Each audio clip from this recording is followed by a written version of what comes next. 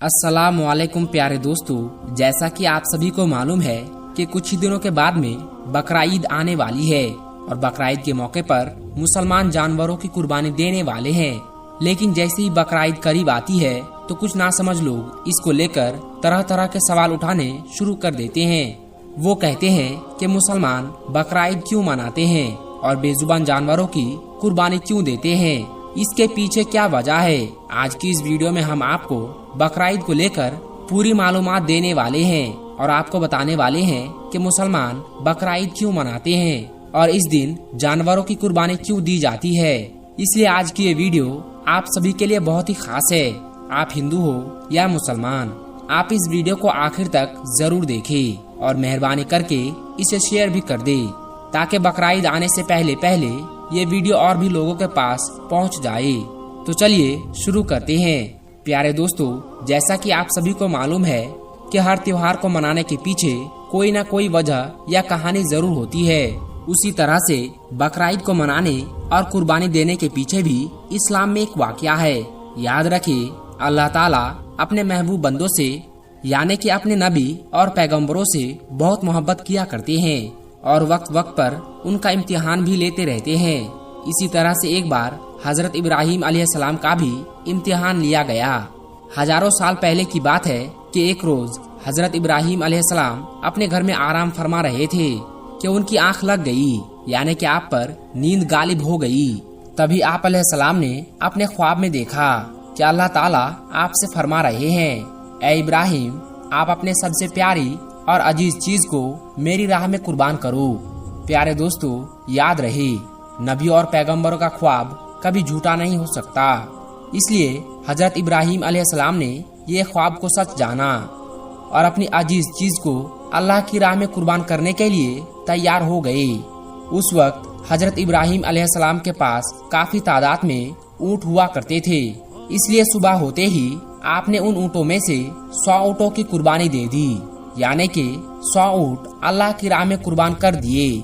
मगर फिर जैसे ही दूसरी रात आपकी आंख लगी तो अल्लाह ताला की तरफ से फिर से वही आवाज आई कि ऐ इब्राहिम, आप अपने सबसे प्यारी और सबसे अजीज चीज को मेरी राह में कुर्बान करो। ये सुनकर आप अलैहिस्सलाम सोचने लगे कि मेरे लिए सबसे प्यारी और सबसे अजीज चीज तो मेरा बेटा इस्माइल है।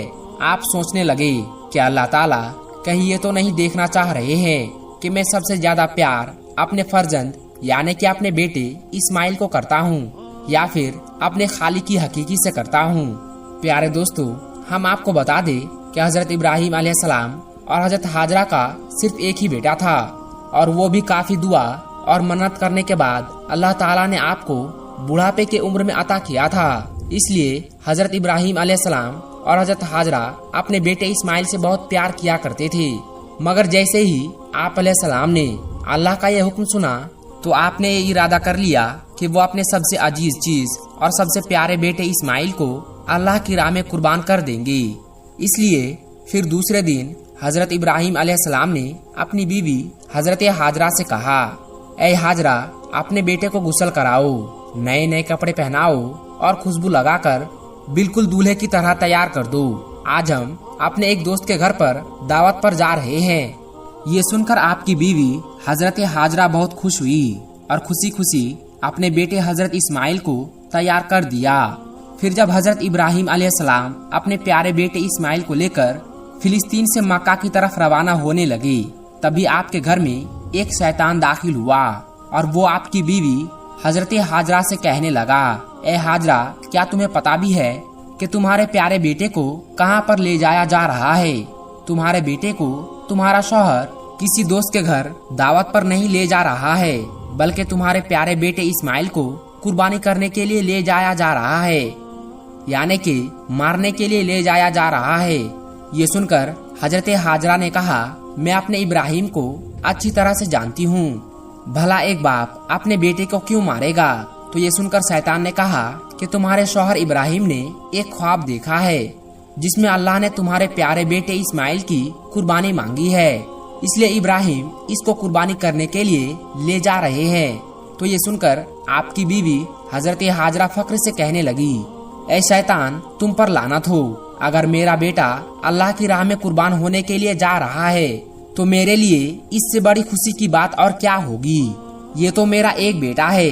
अगर मेरे पास हजारों इस्माइल भी होते तो मैं खुशी खुशी उनको अल्लाह की राह में कुर्बान होने के लिए भेज देती। ये सुनकर शैतान हजरत इस्माइल के पास गया और कहने लगा, ए इस्माइल, क्या तुम्हें पता भी है कि तुम्हारे बाबा तुम्हें कहाँ लेकर जा रहे हैं? वो तुम्हें किसी दावत में नहीं बल्कि तुम्हें मारने के लिए ले जा रहे हैं। वो तुम्हें अल्लाह की राह में कुर्बान करने के लिए ले जा रहे हैं। तो ये सुनकर हजरत इस्माइल अलैहिस्सलाम ने फरमाया कि अगर मैं अल्लाह की राह में कुर्बान हो जाऊं तो मेरे से बड़ा खुशनसीब फिर कौन होगा। ये सुनकर शैतान बहुत मायूस हुआ, इसलिए फिर वह हजरत इब्राहिम अलैहिस्सलाम के पास पहुंचा और कहने लगा, ए इब्राहिम, अपने प्यारे बेटे को कुर्बान करने के लिए क्यों ले जा रहे हो? तुम्हें पता भी है कि तुम्हारी ये कुर्बानी अल्लाह की बारगाह में कबूल होगी भी या नहीं। और दूसरी बात, जब तुम अपने बेटे को कुर्बान कर दोगे तो फिर बुढ़ापे में तुम्हारी खिदमत कौन करेगा? बुढ़ापे में तुम्हारी देखभाल कौन करेगा? ये सुनकर फिर हजरत इब्राहिम अलैहिस्सलाम ने कुछ पत्थर उठाए और शैतान को लानती कहकर मारने लगे। ये देखकर शैतान वहां से भागने लगा। दोस्तों, कहा जाता है कि तभी से मक्का में हज के दौरान शैतान को पत्थर मारा जाना शुरू हुआ। इसी वजह से हज के दौरान शैतान को पत्थर मारा जाता है। फिर हजरत इब्राहिम अलैहिस्सलाम अपने बेटे को साथ लेकर वहां से चल दिए और आगे बढ़ने लगे। थोड़ी दूर जाने के बाद आपने अपने बेटे से फरमाया, ए इस्माइल, क्या तुम्हें पता भी है कि हम आपको अल्लाह की राह में कुर्बान करने के लिए ले जा रहे हैं? तो ये सुनकर आपका बेटा हजरत इस्माइल अलैहिस्सलाम कहने लगे, बाबा जान, इससे बेहतर मेरे लिए और क्या होगा कि मुझे अल्लाह की राह में अल्लाह के एक नबी कुर्बान करने के लिए ले जा रहे हैं। लेकिन बाबा, मेरी एक इल्तिजा है कि जब आप मेरा गला काटोगे तो आप वो देख नहीं पाओगे, इसलिए पहले आप रस्सी से मेरे हाथ और पाँव को अच्छी तरह से बांध लीजिए।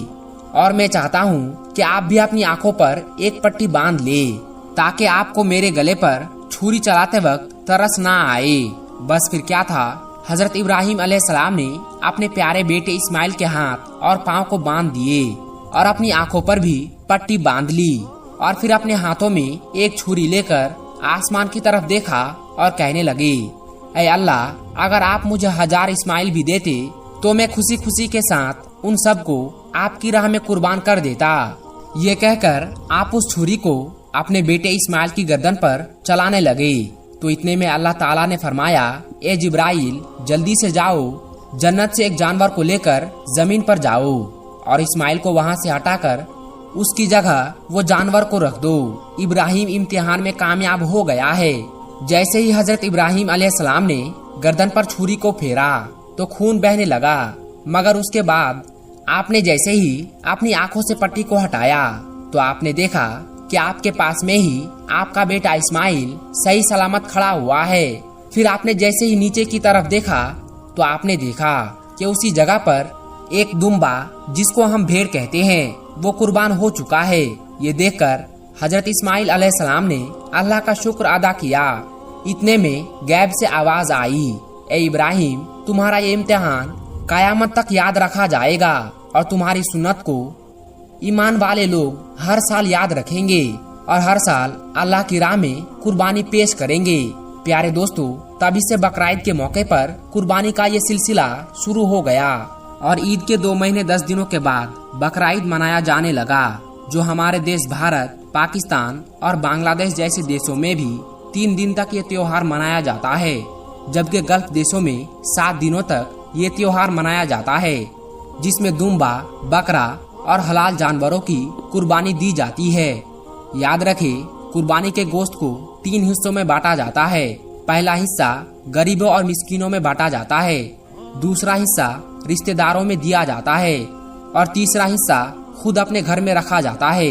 दोस्तों, ये थी हमारी आज की वीडियो कि मुसलमान कुर्बानी क्यों देते हैं।